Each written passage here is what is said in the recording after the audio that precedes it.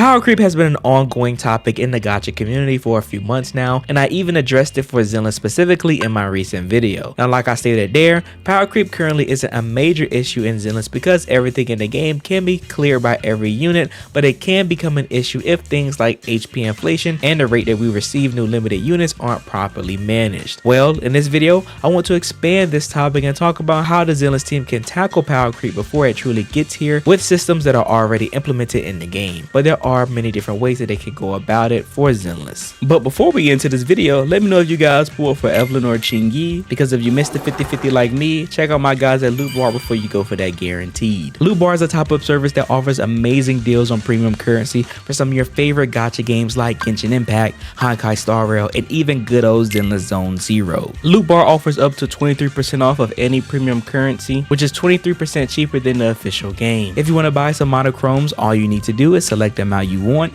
enter your UID, and select your server region. Then bam! Your currency is loaded onto your account in a matter of minutes and even sometimes seconds. Now, you're probably wondering, how is that even possible? Well, this is because Loot Bar is cooperating with the HoYoverse routing partner to help offer you the most affordable rates based off where you live. I know this because myself has used the platform. They work with other creators like Tyvet Times and Mordex Tryhard, as well as they have amazing reviews from other customers too. So if you still need to grab those copies of Evelyn and Qingyi, be sure to head over to Loot Bar with my link below and get an 8% off user coupon in order to help you get the units that you want. To start, the easiest thing they can do to strengthen units is increase multipliers. For Zenless, this will be our damage and days multipliers because as the game progresses, content will be affected by HP and days inflation, making it harder for older units to clear over time. The best way they can go about this is when every new major patch cycle occurs, so our 2.0s and 3.0s and etc., older units should receive multiplier increases that allow them to still keep up with in-game content. It doesn't mean that they need to be on the same level as the new units releasing,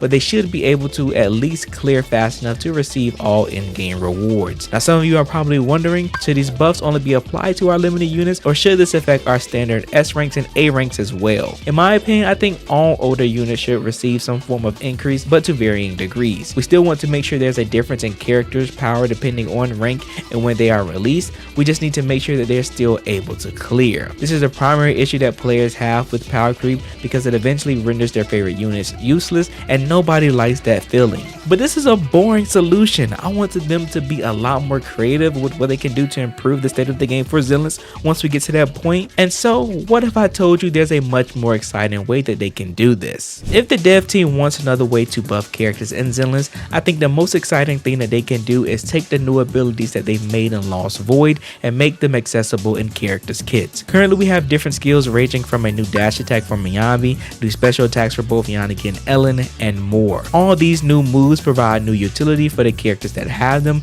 making this a worthwhile decision to explore because the new utility acquired can be used to combat power creep. They even stated during the live streams that all characters will receive a new ability over time, including both S rank and A rank units, so I feel like it just wouldn't make sense for them to restrict these abilities. I say this because when thinking about the amount of time it takes to develop new moves for characters, you realize that's a lot of development time going into a mode that majority of us only play once a week. This makes me think that in the grand scheme, Lost Void is just a soft launch for a new system coming later into the game that will allow us to change our characters' kits once they develop majority of these moves for the roster. This would be such a great idea because not only would it allow us to combat power creep, but it will also incentivize players to want to pull for these older units even after they've been released for some time. This will also provide some resurgence for characters in the meta because new moves could alter a character's playstyle drastically, potentially making them a lot stronger than they currently are. Like for instance, what if Nekomata got an EX special attack that deals massive physical damage while forcefully turning enemies to their backs?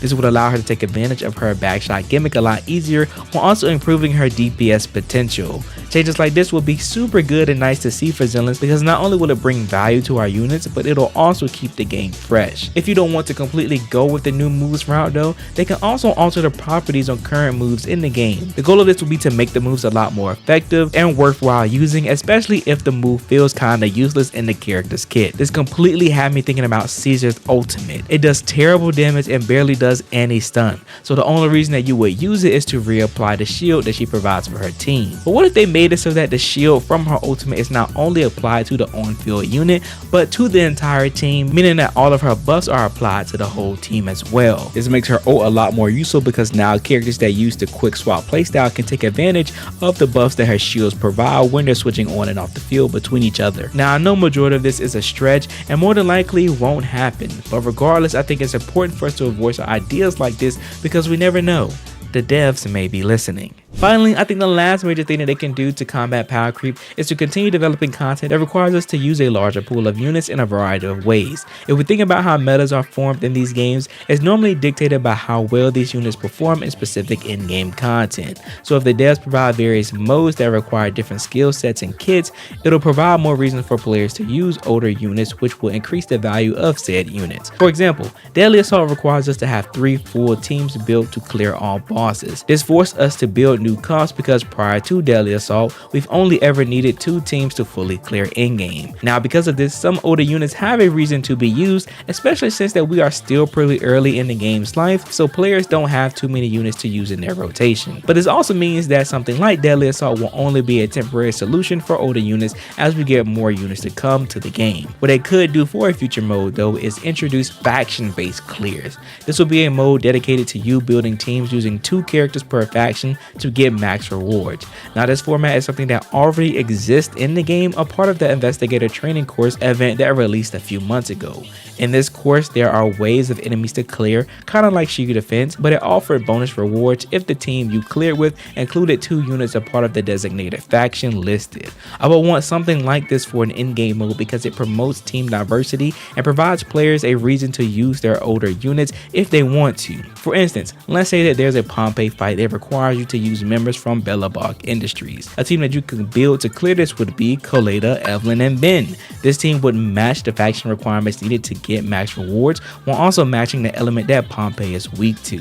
Now just like the trainer course, you don't need to follow the faction requirements to get your general rewards from clearing like polychromes, but if you do follow the faction criteria, you will be provided with bonus rewards for doing so. Now some of you are probably asking, what if I don't have any of the members from the faction that they are requesting? Well, they could do 2 things to handle this. They could provide players trial versions of 2 units from the desired faction, or they could finally implement the friend feature from other HoYoverse games that allows you to borrow one of your friend's units on their account to clear. This will allow all players the possibility to gain max rewards every week or whenever they want to reset it without the mode feeling predatory. I also like the idea of implementing faction buffs for this as well, so units can feel stronger when working together.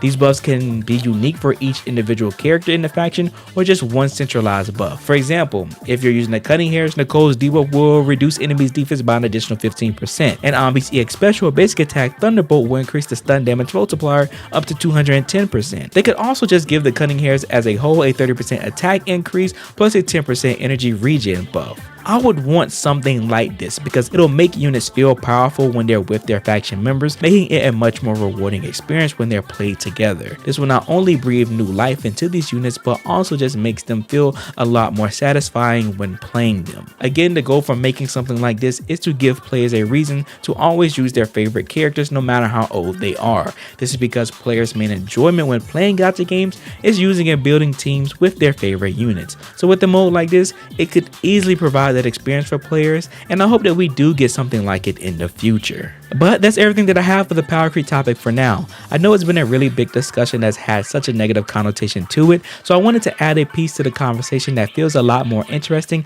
and exciting and productive. Hopefully this helps lighten the mood around the community and gets everyone excited for what the future could potentially hold for Zenless. Now again, the likelihood of all these changes happening is very low, but I do think there is a chance for at least one of these implementations to occur.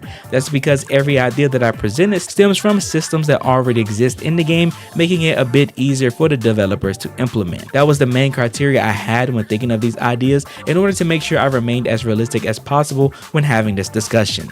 If you guys agree with anything I said though, or if you have any of your own ideas, comment them down below because I would love to hear what you guys are brainstorming. I appreciate y'all and all your support. Don't forget to check out Loot Bar with my link in the description below to help you get the currency you need to pull for Evelyn or Chingy at an affordable rate. Be sure to join the Discord, leave a like and subscribe to the channel if you are new, and always remember to believe in you that believes in yourself. I'll see you guys in the next one.